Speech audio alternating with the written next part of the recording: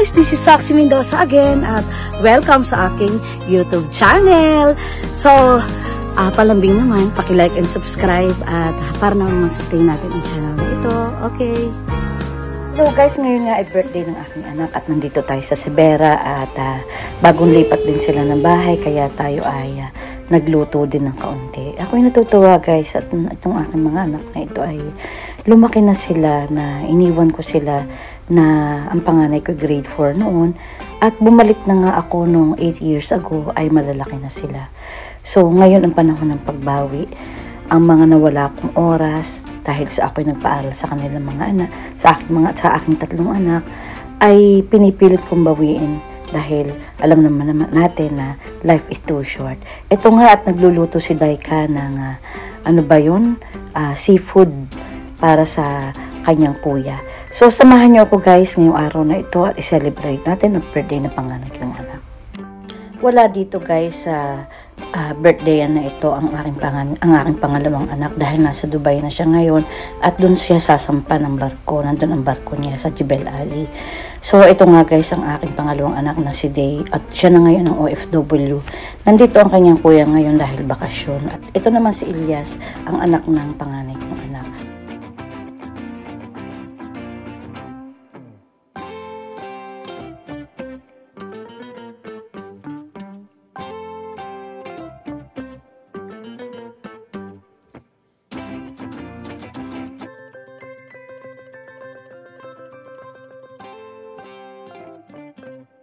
Hindi rin namin makakasama ngayong araw na ito si Cody, ang panganay na anak ng aking anak dahil siya ay nilalagnat at dito nga sa Calapan ay uso ang dengue. Ito nga si Elias ang pangalawang anak ng aking anak at galing siya sa palaruan dun sa Sibera na may mga palaruan dun. Dito ko naman sa loob at usang lagnat ngayon ang kuya mo sa akin. Tulas na ng kaway sa dilig. Dali, magbobulo na ng weight namin. Guys, ituloy na nga natin ang pagluluto nitong seafood ni Daika. Hindi natin alam kung paano niya ito lulutuin but I'm sure masarap ito. So, na-miss ko ito guys kahit ito ay alam ko makakapagpasakit ng aking paa, ititikim tayo. So, ito nga si Aye at saka si Daika ay tulong sa pagluluto dito sa kusina. Maliit lang yung kitchen pero nakakatuwa din dahil nag-uumpisa sila at nanamamahay bilang isang pamilya. At hindi ko man sila naturuan ng pagluluto nung sila maliliit pa ang aking mga anak ay naturuan naman sila ng kanilang ama. At ito nga at dumating ako dito sa Pilipinas 8 years ago ay marunong sila magsipagluto at sila na mismo ang nagluluto ng kanilang pagkain at tayo ay kumakain na lamang. So guys, samahan niyo ako ngayong araw na ito at i-celebrate natin ang magandang buhay ng aking anak dahil birthday niya ngayon kasama ang kanyang pamilya. Ito nga, ang tawag daw ng anak ko dito sa lunar ito ay Cajun seafood dahil nilahokan ito ng Cajun powder ng McCormick. So, masarap siya magluto nito. So, nilagyan niya na ito na itong powder na ito at may kasama yung lemon at saka yung pinaglagaan o pinagpakuluan ng tubig ng seafood ay sasama niya. Ito ay isang napakahalagang sangkap para dito sa luto na ito. At wala pa ang birthday celebrant at naglalaro ng basketball at habang wala pa siya ay niluluto na ito. Isa lang, pambalance ng mga alat. Okay. Sige, lagyan mo na. Wait lang. Kukuluin pa yan. Kumukulo na.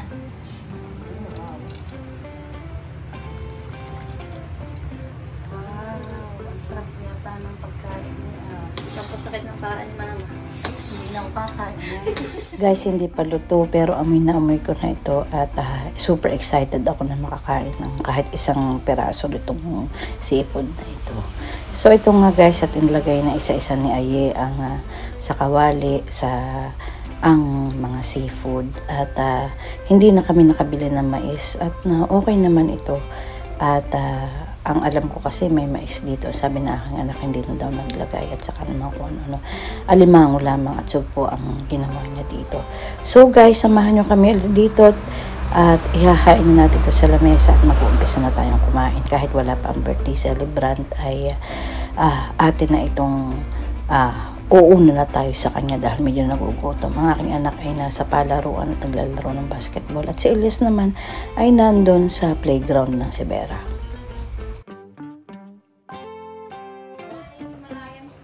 Bakit may Himalayan? Ano, ito pinamumuhaan mo? Ano to? Saan galing yan? Sa owner. Parang tunay talaga siya. Sa owner yan? Sa owner? After 100 years, guys, ay natapos na rin ang niluluto ni Daika at ilalagay na dito sa lamesa ang ating pagkain. Wala pa ang birthday celebrant pero kakain na tayo, guys. So, ito na nga at nakita ko itong tatlong mga babae na ito ay gutom na at sila daw ay uuuna na rin dahil nang hindi pa nga dumadating ang birthday celebrant. Ayan na nga ay nag-chop si Aye ng sibuyas para may sausawan tayo. So, ito na nga guys, samahan niyo ulit kami. Katakam-takam ang nakalagay sa lamesa. Maliit na celebration natin. Meron tayong rambutan na konti dyan. At itong spaghetti, pampahaba ng buhay. At meron din tayong maliit na cake para may i-blow-blow naman si Elias at ang kanyang daddy. So, ito nga guys, meron din tayong fried chicken. So, ito na nga guys, naghihimay na ng seafood itong mga tatlong babae na ito. Kasama natin dito guys si Rose, ang partner ng aking anak na si Day, at ito nga si Aye. Ito, silang tatlo ito. At nakakatuwa sila na sila ay lagi magkakasama at sila na rin ang magkakabarkada at magkakaibigan. At nakakatuwa rin at sila yung mga independent, sila ang mga modern independent girls. At nakikita ko sa kanila ang aking sarili ng aking kabataan pa. Magaganda rin syempre. So ito nga guys at nahihirapan silang magpukpok at magbalat ng seafood na ito. Kaya lamang ay kahit sila ay mga ganito ang mga katawan ay medyo matatakaw din. See you guys, maraming salamat. Pasensya na kayo at hindi natin kayo mapapakain at kaunti lang ating handa. Pero dito sa video na ito, kahit hindi kami ganun ka-eksperto sa pagluluto, ay pinakita namin sa inyo na kasama namin kayo sa pagse-celebrate ng birthday na ito. So see you guys!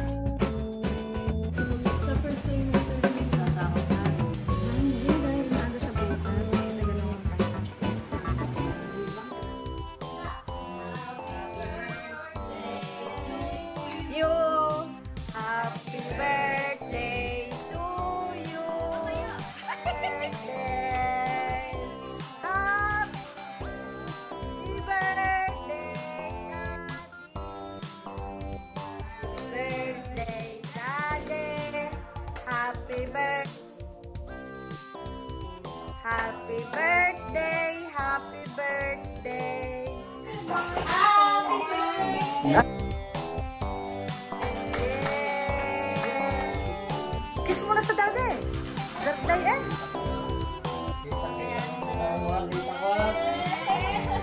Parang nagpapain.